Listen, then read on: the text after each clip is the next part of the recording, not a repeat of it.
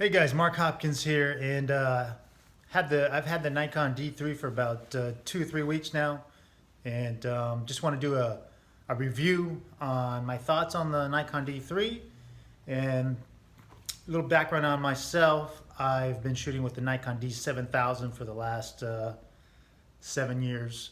Before that, I had Nikon D200s. Before that, I had the Fuji S2 Pro, and before that, I had the Fuji S1. And before that, Nikon F100 and Nikon N90S. So from 1999 to about 2005, I was shooting on the F100 and the N90S, shooting film.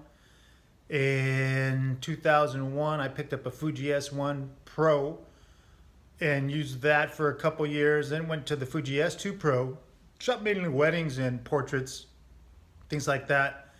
And shot the film cameras in addition to the Fuji S1 and in addition to the Fuji S2.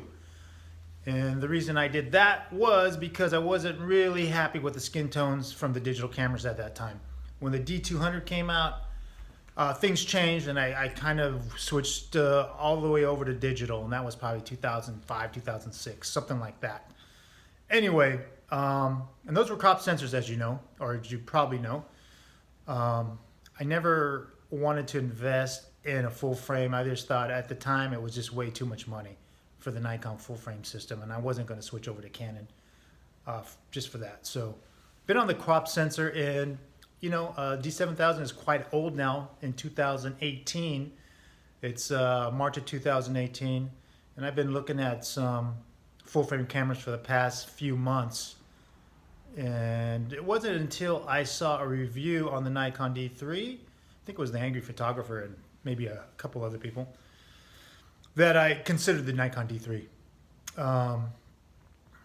So let's get to it, guys. I don't want to make this video too long. So like I said, I've been using the D3 for about 3 weeks now. Been doing some editorial stuff, and most recently I photographed a jiu-jitsu tournament in Southern California, and this is the combo I used.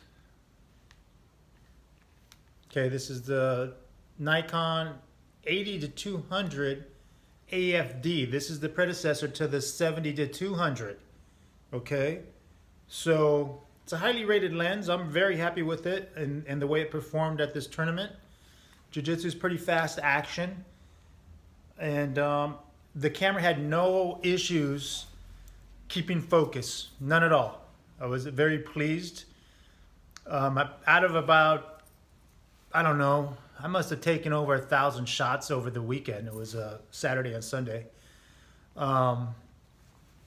Maybe 5 were out of focus. Other than that, they were all pretty tack sharp, you know. So very happy with it and the way it performed. I also took my D7000 and had the 17-55 f2.8 AFS lens on that, just for wider shots, because I don't like switching lenses. I like to just switch cameras. If I have 2 cameras on me, typically that's the way I roll. 2 cameras, one with a wider lens and one with a telephoto zoom. So like I said, 80-200 and the D3 was a great combination. I don't know why anyone would need to upgrade. I mean, after using this, I don't know why anyone would need to upgrade to a D5 or actually a D4. I know, I mean, this, like I said, I mean, the files look great. They're cleaner than a D200, or not a D200, a D70-200. I think the files are cleaner. Maybe that's because of the full frame versus a crop. But against the 7000, it's way cleaner. And from reviews that I've seen and read, it's cleaner than the 70-200 as well. I don't know how it performs against the 750. I guess maybe the 750 has better image files. It's a 24 megapixel sensor, as is the 70-200, but one's full frame, one's crop. But the 750 is, I'm sure it's better image quality, but for the price I paid for this versus a 750, I can get 2 of these. And I wanted a pro body. I don't want to The D7000. I mean, I was ready to go to a pro body, and for $700 is what I paid for this body with 9,000 shutter clicks. I thought that was a great opportunity to try a pro body out. And even though it's 12 megapixels, it's looks great, man. I mean, how many of you are blowing up your prints 20 by 30 or bigger? And I haven't done any 20 by 30s on this, but from what I understand, you can print up to 20 by 30. And I mean, the most I do is, I mean, I have done 20 by 30s, but very seldom. So for $700, I mean, hey, this is a great value, great camera. And focus is fast, feels great in the hand, feels like a brick. It's solid. It's just, it's a camera, dude. It's like a machine. Especially compared to the 7000. The 7000 feels like a toy. Anyway, if you're thinking about getting a full frame or getting into full frame, I definitely would consider a Nikon D3 or even a D700. If you're not into the bigger body, get the 700. They can be had for $500, $600, $700. Well, I think for $700 you better get a pretty nice D700.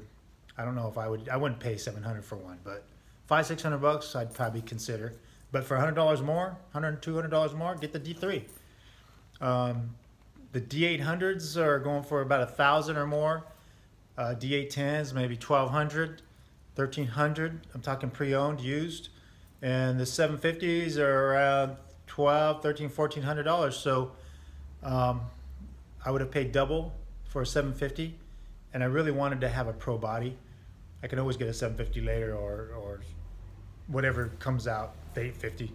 I don't know, but I'm looking to get the best value, best bang for my buck. So if you're looking to get the best bang for your buck, definitely I would consider the D3. Now you're gonna have to do some shopping. I got lucky. I still been following eBay and looking at the D3s and what they're going for, and $700 with 9,000 shutter clicks is a steal. There's people with D3s with over 100,000 shutter clicks, and they're trying to get $600, $700, $800, which I think is pretty crazy. But the camera will go for 300,000 shutter clicks, I believe. But anyway, guys, those are my thoughts on the Nikon D3. Performed flawlessly. The image files are clean. It feels great ergonomically. Everything's where it should be. And yeah, if you want to leave some comments, go ahead and leave some comments right below here, guys. All right, man. Thanks for watching.